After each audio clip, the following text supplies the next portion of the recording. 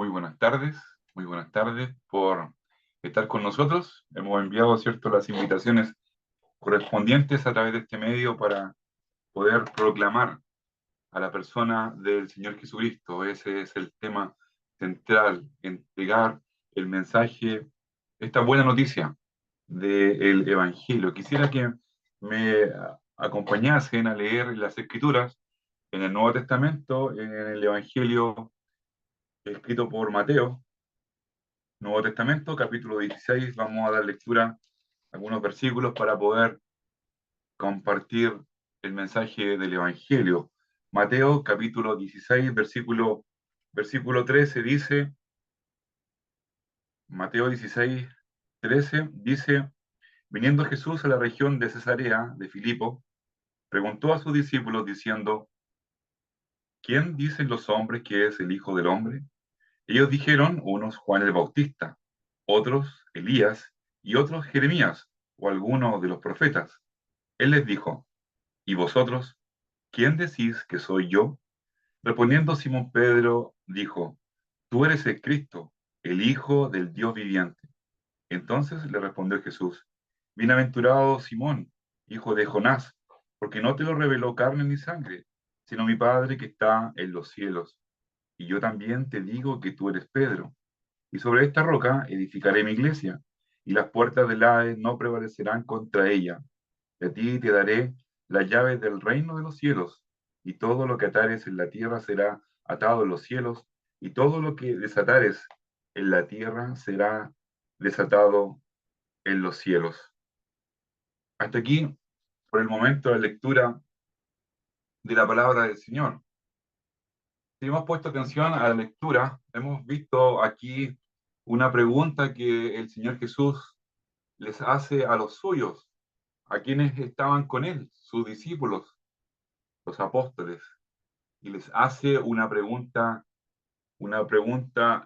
sumamente clave, sumamente importante, que también es la gran pregunta que tú tienes que responder, amigo, amiga, que te has conectado con nosotros en esta tarde a escuchar la buena noticia del Evangelio. Es una buena noticia, seria, importante. Es una decisión trascendental para tu vida. Aquí el Señor hace una pregunta a los suyos. Cuando Él estuvo acá en la tierra, cuando Él se dignó venir a este mundo, tomar forma humana, velar su divinidad con el velo de la carne y estar en medio nuestro, en este mundo, Él al transitar por esta tierra, los hombres tenían cierta opinión acerca de Jesús, le veían pasar, escuchaban su enseñanza, veían sus obras, sus milagros, y cada persona que le vio tenía que tener una noción y decidir qué es lo que era Él para su vida. Entonces el Señor le dice a sus discípulos acerca de los otros, en el versículo 13 que hemos leído, ¿quién dicen los hombres que es el Hijo del Hombre? ¿Qué dice la gente? ¿Qué dicen los hombres que es el Hijo del Hombre? ¿Qué decía la gente que seguía a Jesús? ¿Cuál era el concepto de Él? Esa fue la pregunta que el Señor hizo a sus discípulos. Las personas que veían a Jesús, las autoridades que escuchaban a Jesús, autoridades políticas, autoridades religiosas, el pueblo en general, al escuchar y ver a Jesús, tenía una impresión, tenía una noción, tenía un concepto. Y el Señor le pregunta a sus discípulos, ¿quién dicen los hombres que es el Hijo del Hombre? Y los discípulos le comienzan a responder lo que ellos han sondeado, lo que escuchan de las personas. Algunos creen que es Juan el Bautista que ha resucitado, aquel gran hombre que venía, ¿cierto?, antes del Señor,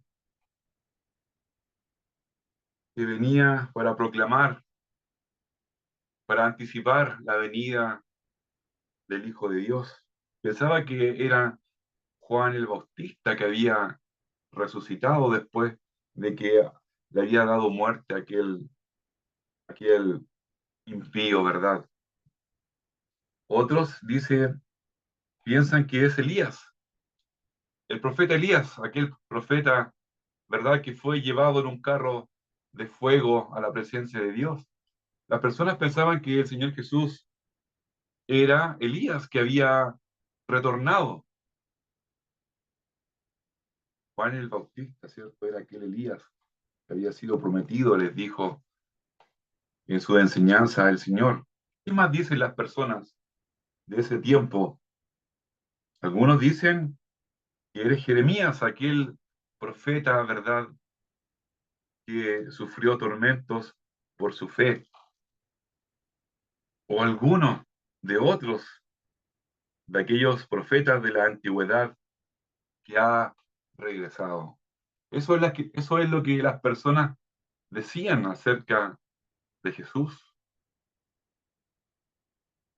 Estimado amigo, amiga, compañero de trabajo,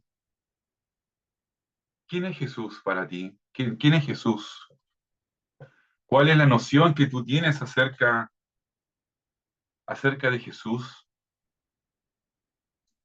Según tu vida que ya has desarrollado, o tú joven, o tú adolescente, o quizás algún niño que está escuchando en esta noche con sus padres el Evangelio, ¿quién es Jesús?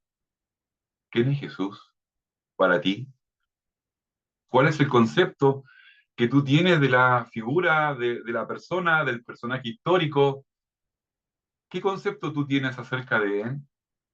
Si nosotros vemos en las religiones, reconocen a Jesús como un gran profeta,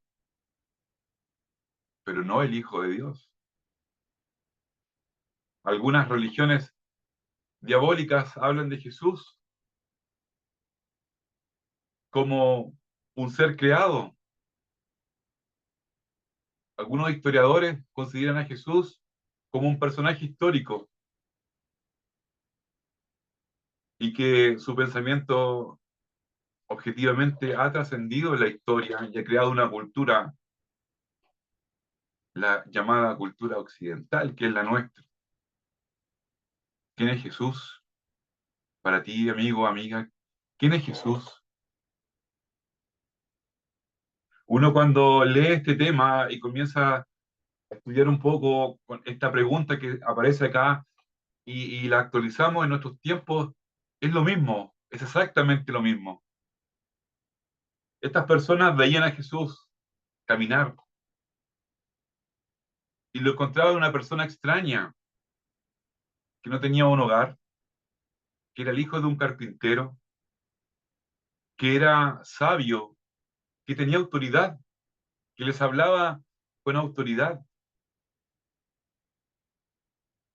que a los 12 años estaba ocupado, preocupado en los negocios de su padre, en el templo, formulando preguntas a aquellos sacerdotes. ¿Quién es Jesús para ti, estimado amigo, estimada amiga? ¿Quién es Jesús? Y quisiera que esta pregunta realmente es una decisión. Esta pregunta, emplazarla en el sentido de la decisión que tú has tomado con respecto a Jesús. ¿Cuál es tu decisión que tú has tomado con respecto a Jesús? No puede ser neutral, hay un himno, ¿cierto? Pronto tendrás que preguntarte, ¿qué hará Él conmigo? ¿Tú qué harás con Jesús? ¿Qué decisión tomarás tú con respecto a Jesús? Hay muchos famosos que podemos ver en la historia de la humanidad. ¿Somos más famosos que Jesús? Un grupo musical, ¿verdad? Somos más famosos que Jesús y el cristianismo de a un poco tiempo más va a desaparecer. Una declaración de un líder rockero. Otro Otro artista también conocido, ya más de 10 años atrás, leía su declaración en cuanto a Jesús. Y él decía que Jesús era una persona que no lo dejaba quieto, que no lo dejaba tranquilo. ¿Por qué? Porque Jesús es una persona que te lleva a tomar una decisión. O estás con él o estás en contra de él. La persona del Señor Jesús no es una decisión ambigua. ¿Quién es Jesús en tu vida? Es una decisión. Es una decisión que no puede ser algo variable, algo dinámico, algo que va a depender según del punto de vista que uno vea las cosas, como en la actualidad se estila, ¿verdad? La verdad es según el punto de vista que uno tenga, la percepción que uno tenga de la realidad, y ahí podemos, ¿verdad?, estar horas con ese tipo de razonamientos, pero lo cierto es que la persona del Señor Jesús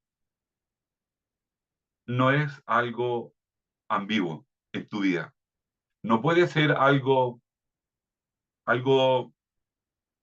que en cualquier momento yo puedo tomar una decisión, lo puedo postergar, puedo llevarlo en paralelo a muchas otras cosas. No, estimado amigo, no, estimada amiga. Luego el Señor Jesús, en el versículo 15, le dice a sus discípulos, y vosotros, ¿quién decís que soy yo? ¿Quién decís que soy yo? Aquí una pregunta aún más personal. ¿Quién decís que soy yo? Estimado amigo, estimada amiga, quisiéramos que en esta tarde pudieses, en lo más profundo de tu mente y de tu corazón, responder esta pregunta. La pregunta que te hace el Señor Jesús. ¿Quién soy yo en tu vida? ¿Quién es la persona del Señor Jesús en tu vida? Alguien podrá decir, es un tema pendiente que tengo acerca de Jesús.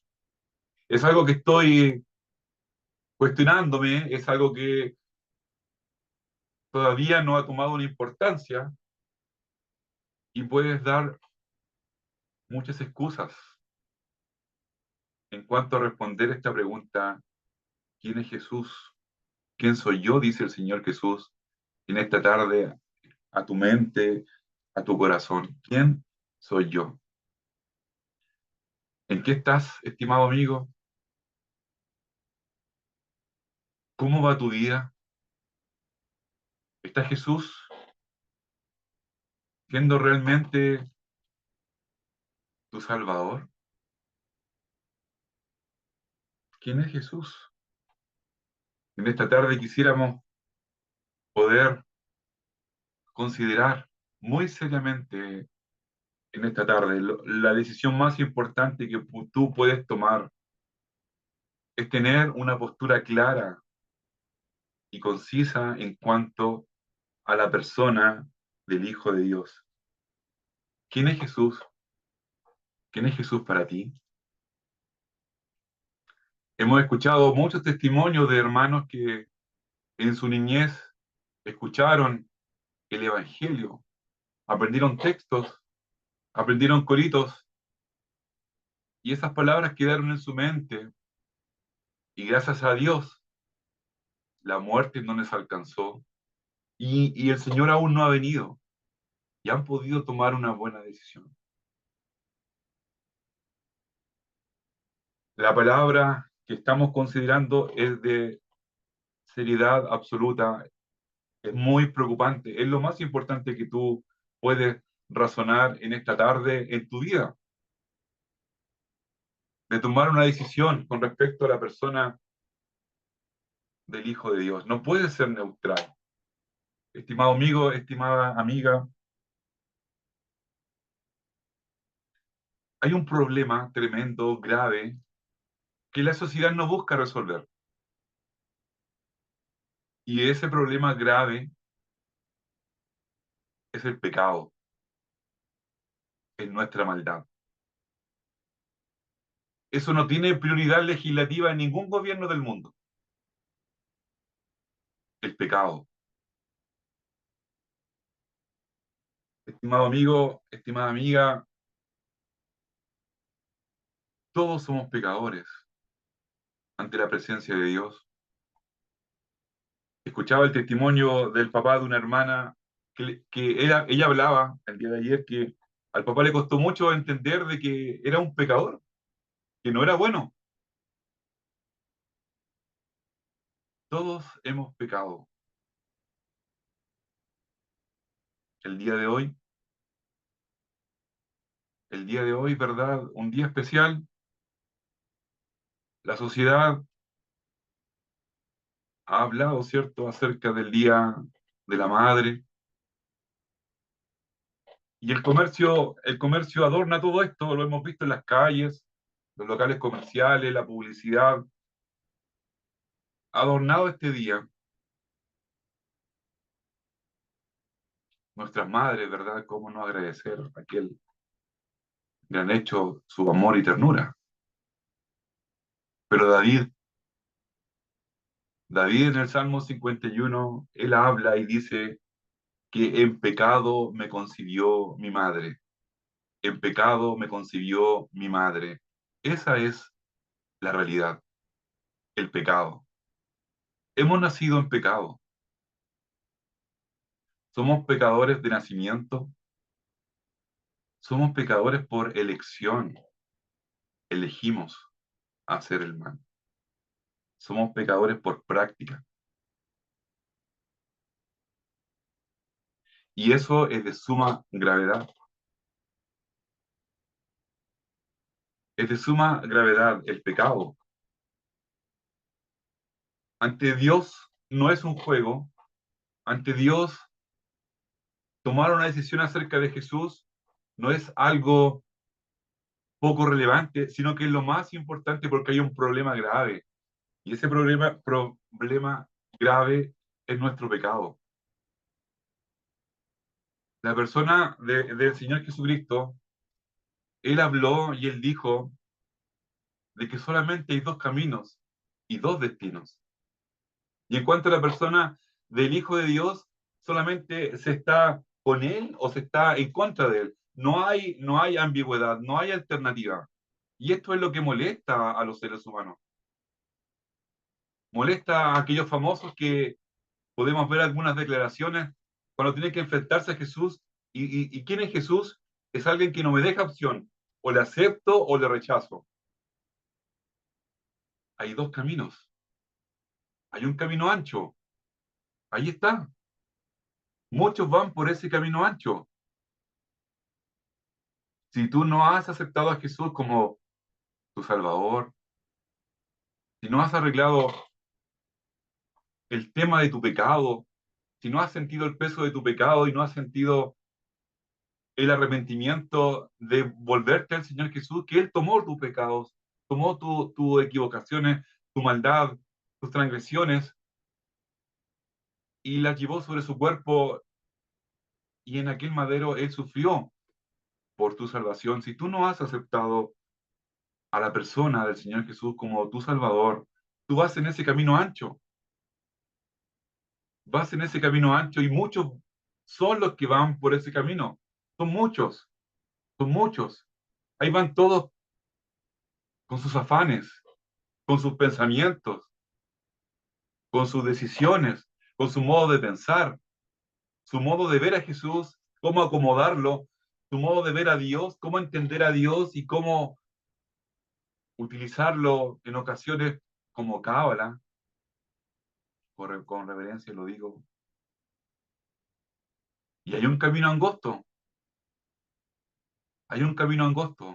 que lleva a la salvación. Esforzados pues por entrar por aquella puerta. Son pocos los que la hallan. Lamentablemente, Son pocos los que hacen un alto en su vida y se enfrentan seriamente a esta pregunta. ¿Quién soy yo en tu vida? Dice Jesús en este momento. ¿Quién es Jesús para ti?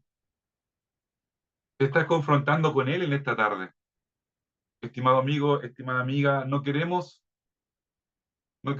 dejarte un mensaje que te tranquilice, que te deje tu conciencia tranquila, que te anime a seguir la vida como tú la ves, sino que te pedimos que hagas un alto.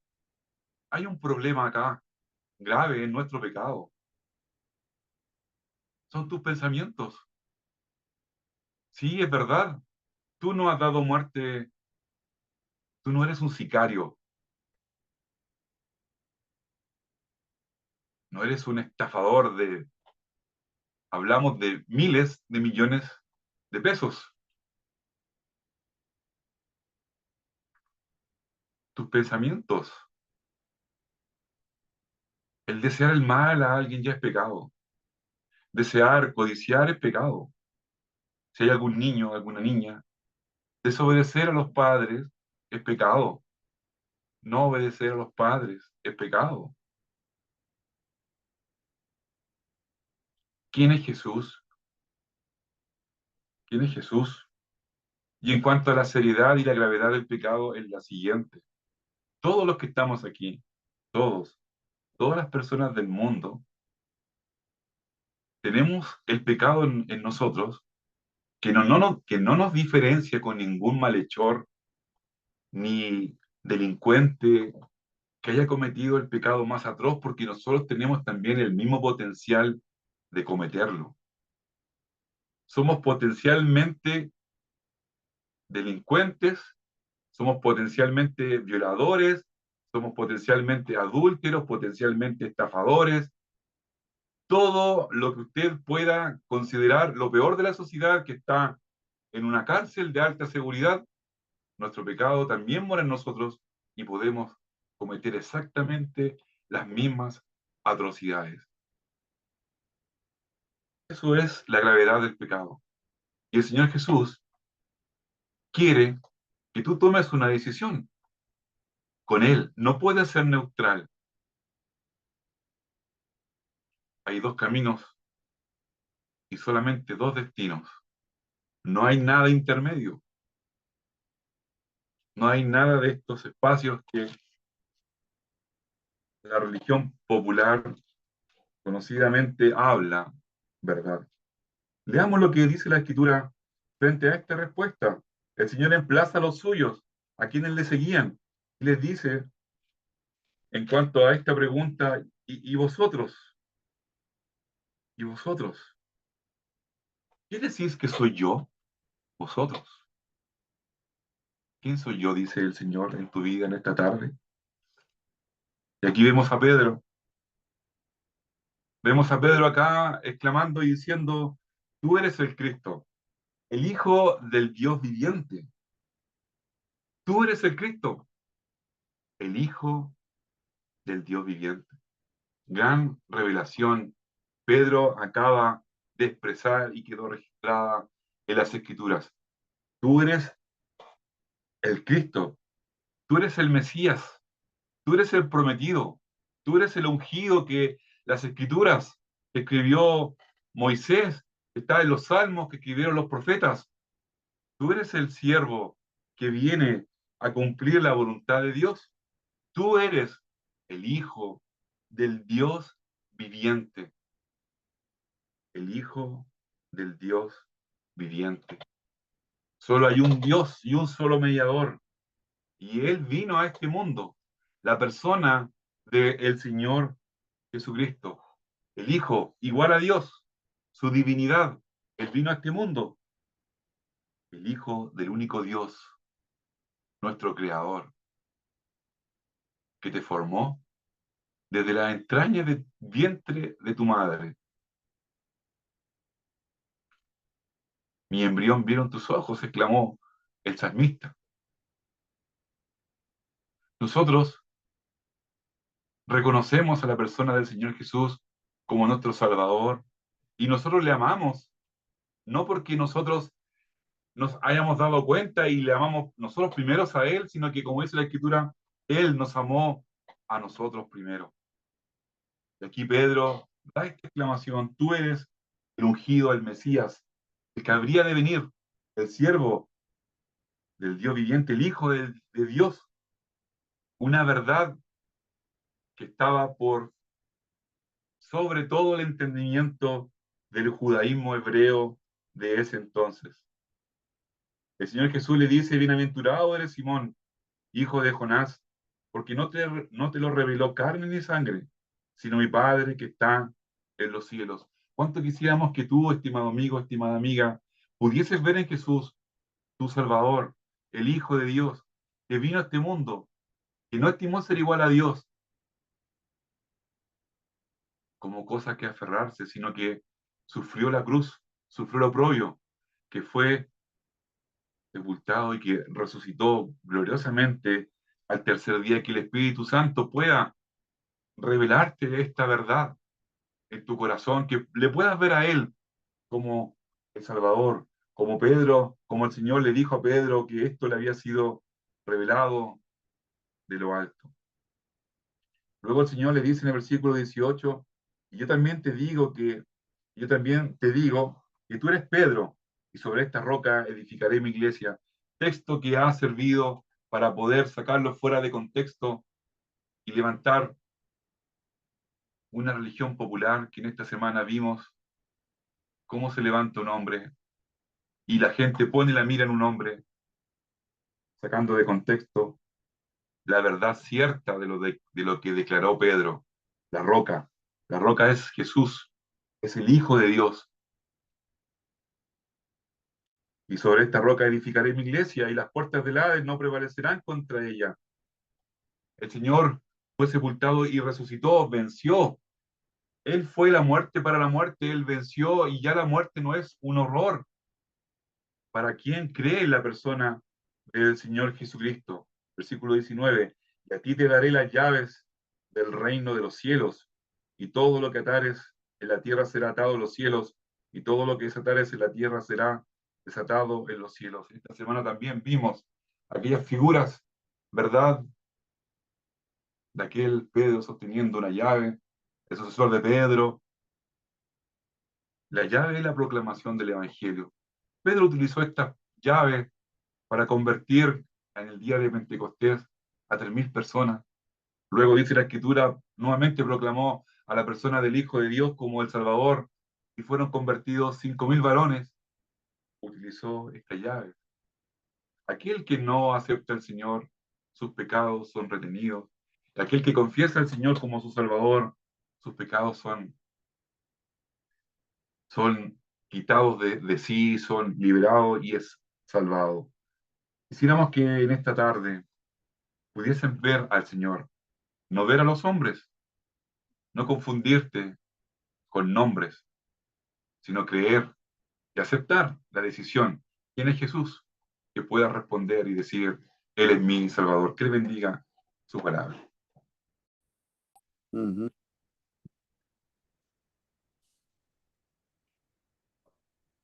Ok, muy bien. Muy buenas tardes a quienes están conectados. Vamos a leer en Hechos capítulo 17, del versículo 1 en adelante. Este es el segundo viaje de Pablo, viaje misionero así llamado. Él salió escogido por el Espíritu Santo en Antioquía, la primera iglesia gentil, y desde allí junto primero con Bernabé salen a la obra.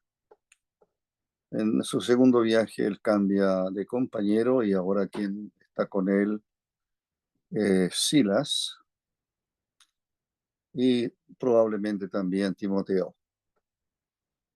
Ellos llegan a Tesalónica, hoy en Turquía, en la ciudad de Salónica, y el versículo 1 del capítulo 17 pasando por Anfípolis y Apolonia, dos otras ciudades, llegaron a Tesalónica, donde había una sinagoga de los judíos.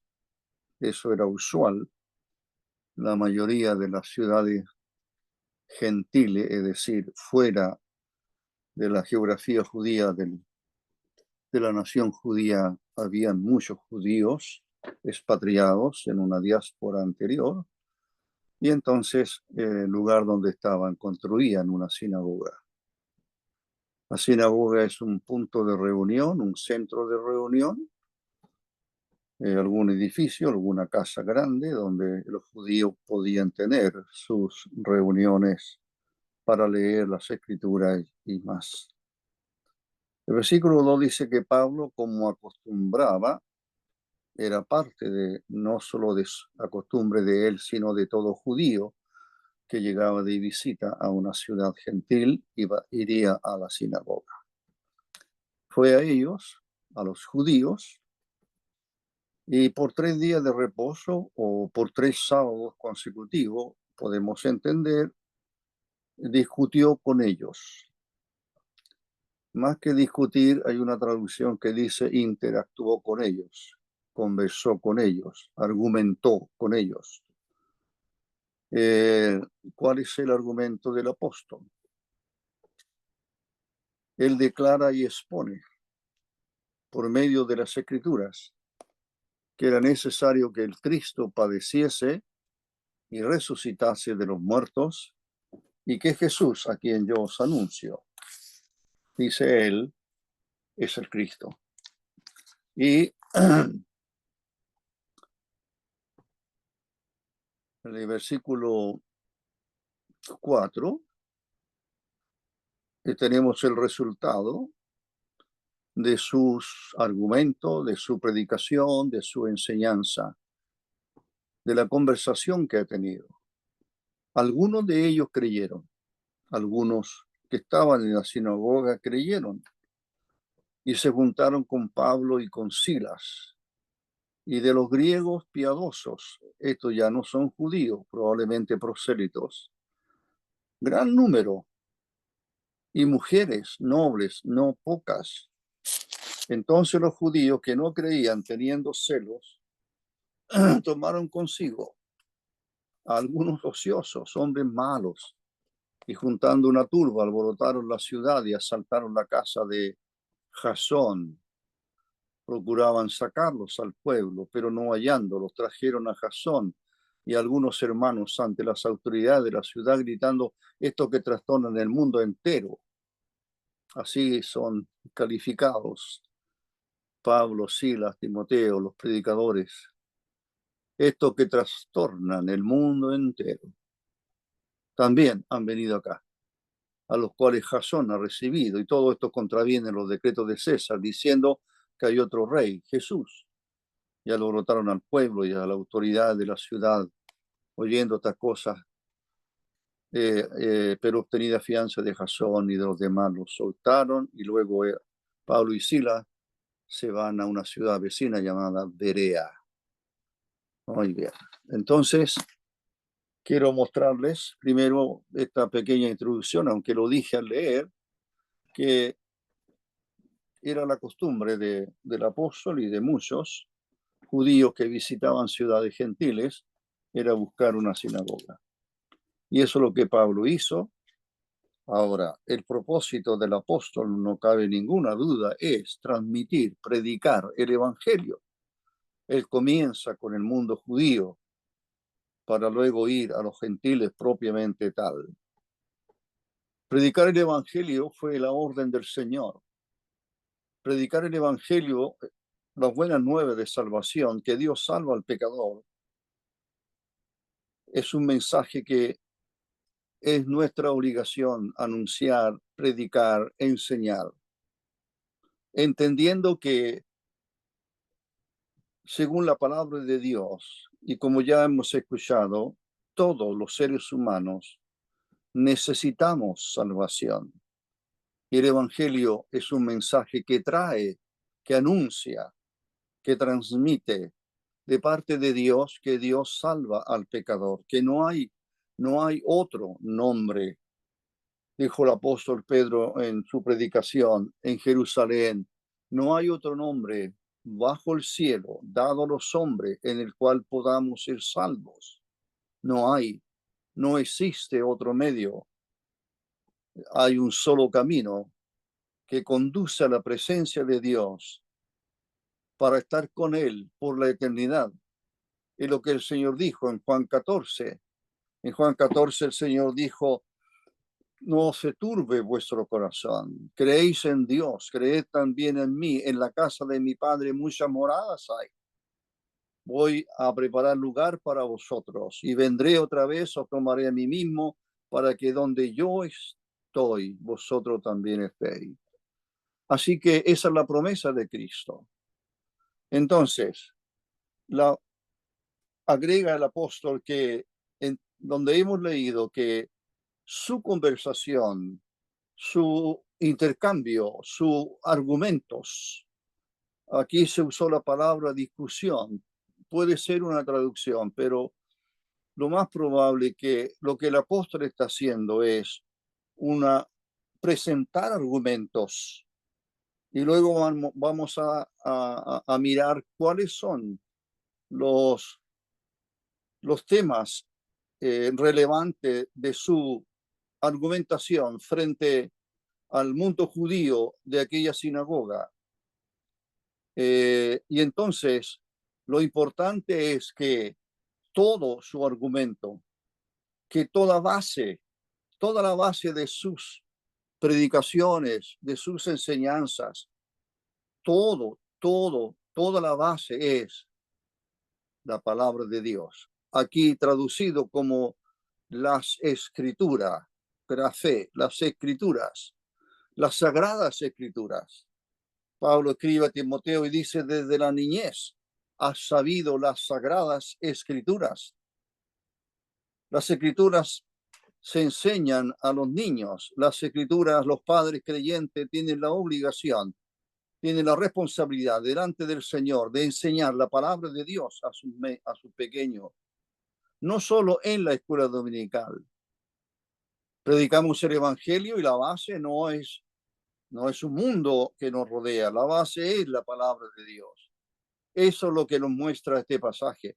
No solo este pasaje, sino otros pasajes más en la infalible y única palabra de Dios que es la Biblia. La Biblia son las sagradas escrituras. La Biblia es la palabra de Dios. Así, no hay otro libro, no hay otra base que Dios nos haya dado. Esta es palabra suya. Toda la escritura es inspirada por Dios, es soplada por Dios. Y se escribió en este libro que ahora nosotros conocemos como la Biblia, biblos, libros.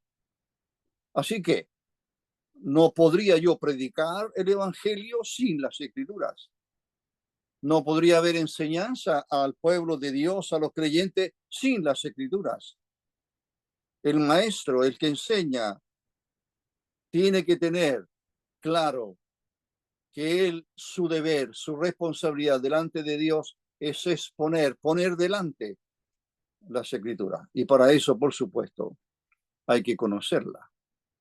Así que la base infalible de todo argumento, la base infalible de todo mensaje, la base infalible es exclusivamente y solo la palabra de Dios, aquí conocido como las escrituras. Eso como base de lo que vamos a decir ahora y lo que el apóstol va a hacer. No lo olvidemos. La base infalible del mensaje que predicamos es la bendita palabra de Dios, la Biblia. Muy bien. ¿Cuál es el tema ahora? ¿Cuál es el tema de conversación o de predicación o de enseñanza, como dije, o de argumentación o de discusión, como se tradujo en nuestra Biblia, Reina Valera? ¿Cuál es el tema? Bueno, el tema tiene que ver, primero que nada, Pablo establece, por medio de las Escrituras, establece esta verdad que el mundo judío no entendió cuando Cristo vino al mundo. ¿Cuál es? ¿Qué es lo que no entendieron ellos? Primero que nada, no reconocen que Jesús es el Mesías. No reconocen que Jesús es el Mesías. Le rechazaron. El Sanedrín, las autoridades judías, le acusan de impostor. Así que blasfemo, que se hizo a sí mismo hijo de Dios. ¿Eres tú el hijo del bendito?, le dice el sumo sacerdote cuando le juzga aquella noche, de jueves seguramente. Así que le llevan a la cruz. Y lo que están haciendo ellos es cumplir exactamente lo que ya estaba establecido. Y eso es el primer tema de la argumentación de Pablo en esta sinagoga. Con tantos judíos, y también hay otros que no lo son, pero todas esas personas que están allí están escuchando una exposición basada en las Sagradas Escrituras, que es todo el Antiguo Testamento como nosotros lo conocemos hoy, pero que el mundo judío solamente eso es lo que había cuando Cristo vino, lo que nosotros conocemos como el Antiguo Testamento. En base entonces a este Antiguo Testamento, en base a las Escrituras, que el pueblo de Dios era depositario, el pueblo de Dios terrenal que es Israel, es el mundo judío, el pueblo judío. Ellos eran los depositarios de esta palabra bendita de Dios. Y allí Pablo, me imagino, pasaje tras pasaje, él podía demostrar la necesidad de que el Cristo, el Mesías, el prometido, el ungido, todos esos títulos corresponden a lo que ya el Antiguo Testamento para nosotros o las escrituras del mundo judío ya estaba diciendo. Dios enseña a través de sus profetas, Dios enseña a través de su profeta que el Mesías, el prometido, el ungido del Señor, sería muerto, moriría, sufriría, padecería la muerte de cruz. Así que cuando Jesús viene, ¿qué hacen cuando Él nace y está ya probablemente en Jerusalén? Cuando los ángeles anuncian en Belén, porque allí nació Jesús, los ángeles dicen: os ha nacido hoy en la ciudad de David un Salvador que es Cristo, el Señor, Cristo, el Mesías, el ungido, prometido en la antigüedad al mundo judío, al pueblo judío. Cuando los magos de Oriente llegan a Jerusalén, ¿cuál es la pregunta que hacen ellos? ¿Dónde está el rey de los judíos que ha nacido? ¿Dónde está el rey de los judíos que ha nacido? Hemos visto su estrella en el Oriente y hemos venido para adorarle. Y entonces ellos van a una casa y allí encuentran a María, por supuesto, y adoran. No a María, no, ellos adoran, se postran delante de un niño que ha nacido. ¿Quién es el niño? Es el Hijo de Dios, que se hizo hombre allí en Israel. Nace en Belén. Y así que lo que el apóstol está mostrándole a estos que están en la sinagoga, que pasaje tras pasaje de la palabra de Dios, las Sagradas Escrituras, le está mostrando la necesidad de que este Mesías tenía que morir. Eso los judíos no lo aceptaron en los tiempos de Jesús aquí en la tierra. De hecho, ellos dijeron: nosotros entendemos, nosotros sabemos, nosotros hemos aprendido que el Mesías permanece para siempre. Porque hablas tú que este hijo del hombre tiene que morir. ¿Quién es este hijo del hombre? Así, lo que el pueblo judío de aquel entonces, lo que aquella generación hacen, es condenar a Jesús de Nazaret, así llamado, y ese es su nombre aquí en la tierra, Jesús de Nazaret. Él es acusado por las autoridades judías como un impostor, como un falso Mesías. Por tanto, debe morir. Y murió, y murió. Fue levantado en aquella cruz, fue clavado a un madero, fue clavado a un madero. El título que indicaba siempre en los que eran crucificados, había una leyenda arriba que era la causa por la cual estaban siendo crucificados. Y en este caso, sobre la cruz, sobre su persona y en la cruz, en ese madero, hay un título que dice Jesús de Nazaret, Rey de los judíos. Eso pusieron. Pilato escribió aquello. Pilato, el gobernador romano, él escribió aquello. Por supuesto que Israel no reconoció, excepto, por supuesto, sí hubieron algunas excepciones que creyeron fielmente que Jesús era el Mesías, que Dios había prometido. Así que lo que el apóstol está mostrando es que el Mesías tenía que morir. ¿Por qué tiene que mostrarle con tanta fuerza esto? ¿Por qué el apóstol está mostrándole la necesidad que el Mesías, el ungido de Jehová, él tenía que morir? Israel dice, no, nosotros hemos aprendido que él permanece para siempre, no puede morir, es imposible. Jesús les muestra la necesidad y Pablo está haciendo exactamente lo mismo.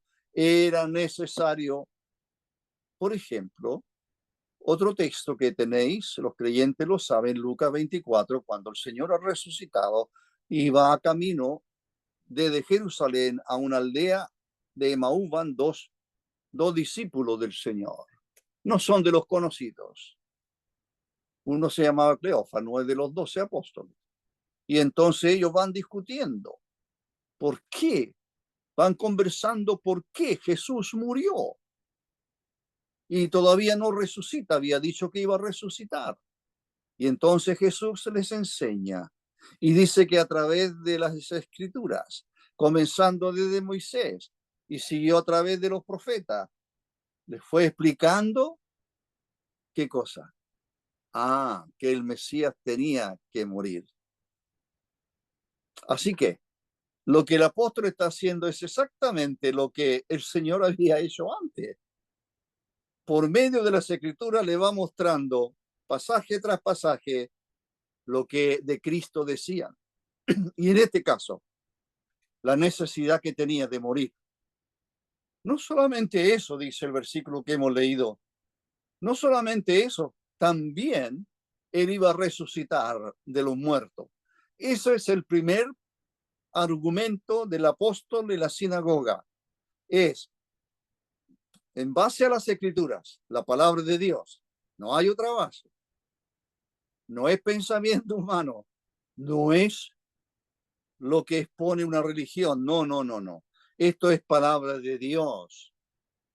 Y en cualquier parte de este mundo, al predicar el evangelio único y verdadero de Dios al mundo pecador, no importa qué país o qué nación o qué etnia sea, Cristo dijo, vayan por todo el mundo, prediquen el evangelio.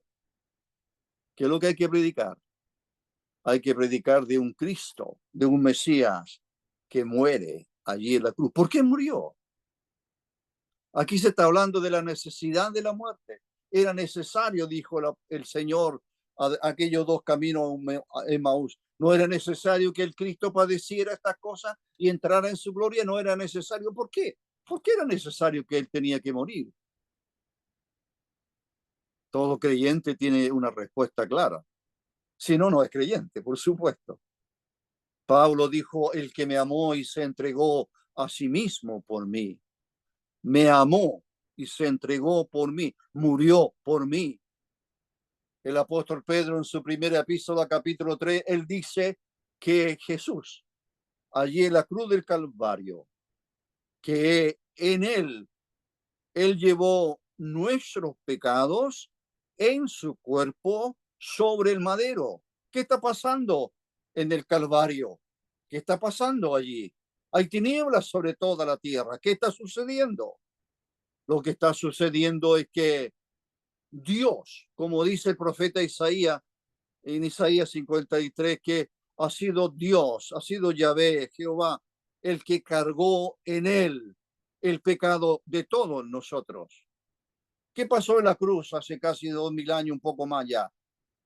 Lo que pasó allí, que Jesús, que es el Mesías, el ungido del Señor, en la cruz del Calvario, allí en ese madero, cuando él está clavado en ese madero, en un momento dado de la crucifixión, Dios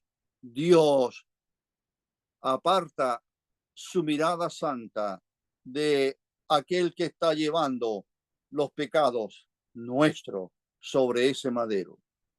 Cristo murió por nuestros pecados. Esa es la verdad del Evangelio. Si no hay no es Evangelio. Si esa verdad no se predica, no hay Evangelio. Cristo tenía que morir.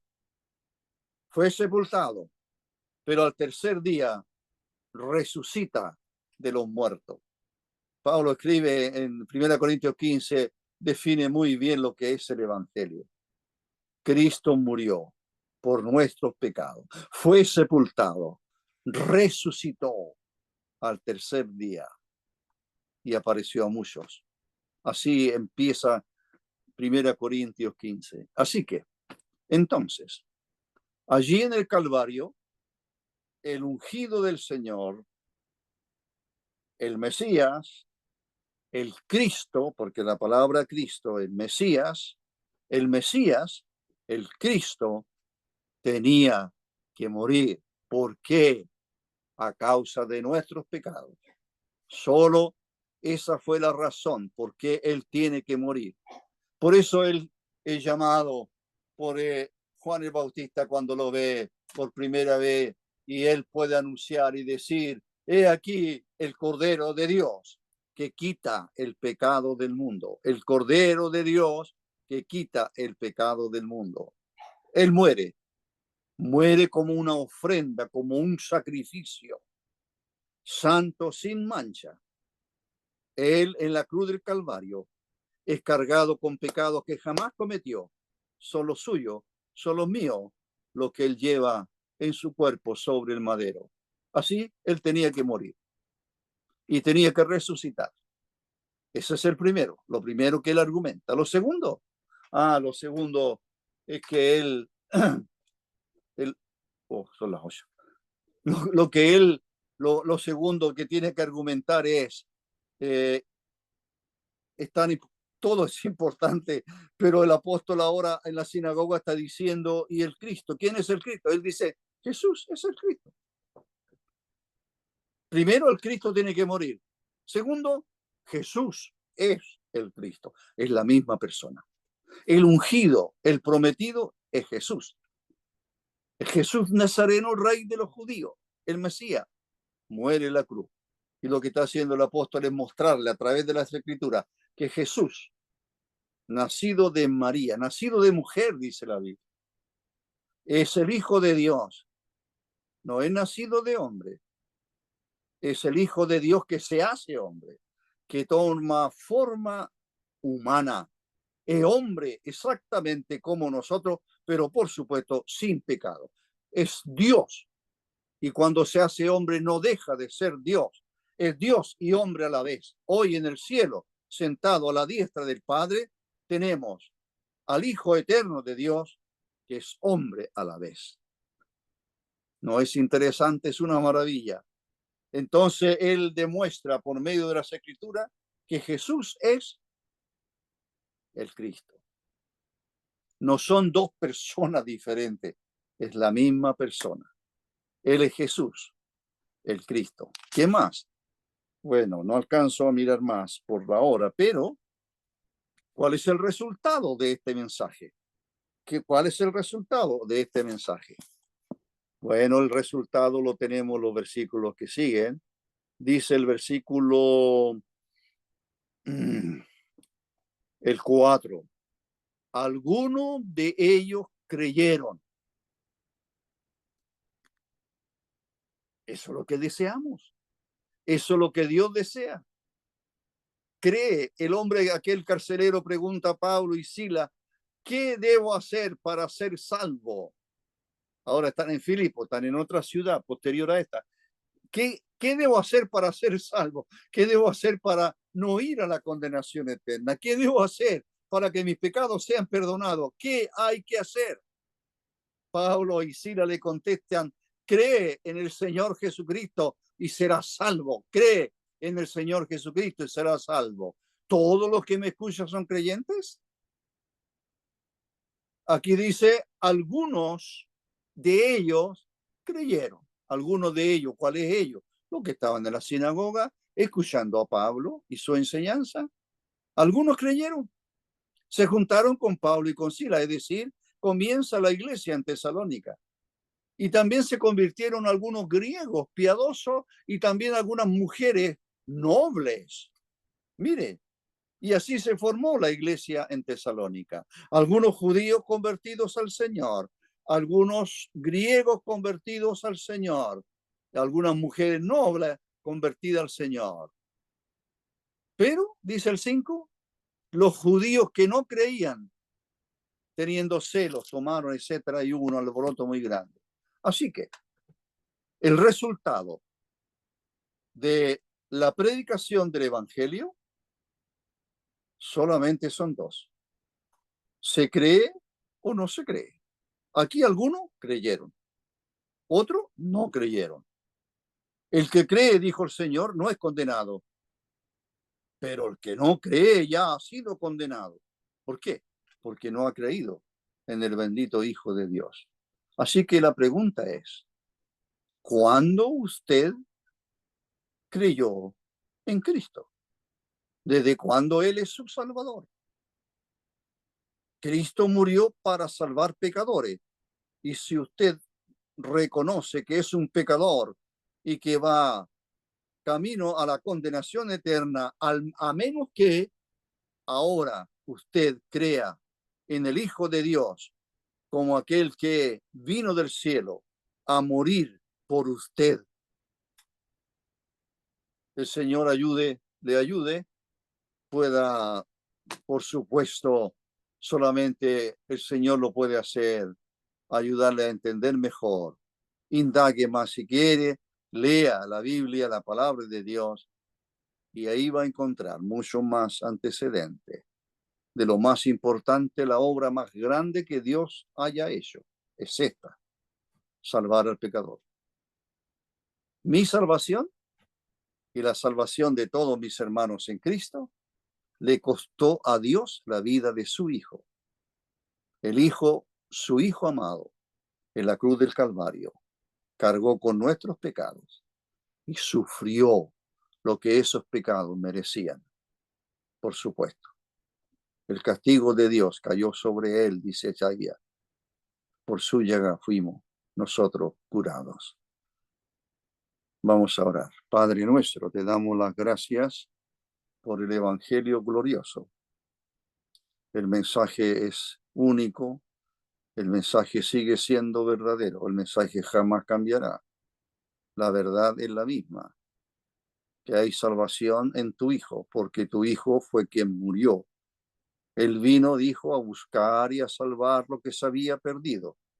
Él murió, el santo murió por los pecadores. El justo murió por los injustos, dice Dios en tu palabra, para llevarnos a Dios, el justo. Gracias, Padre. El justo es tu Hijo, nosotros injustos. Él es santo, nosotros pecadores, pero Él muere para salvar pecadores. Ese es tu infinito amor, nada más que tu gracia, tan infinita, que ha hecho posible esta obra tan grande. Bendice esta reunión o esta exposición, doble presentación del mensaje que es glorioso porque es tuyo, que es el Evangelio. Te damos gracias en el nombre del Señor Jesús. Amén.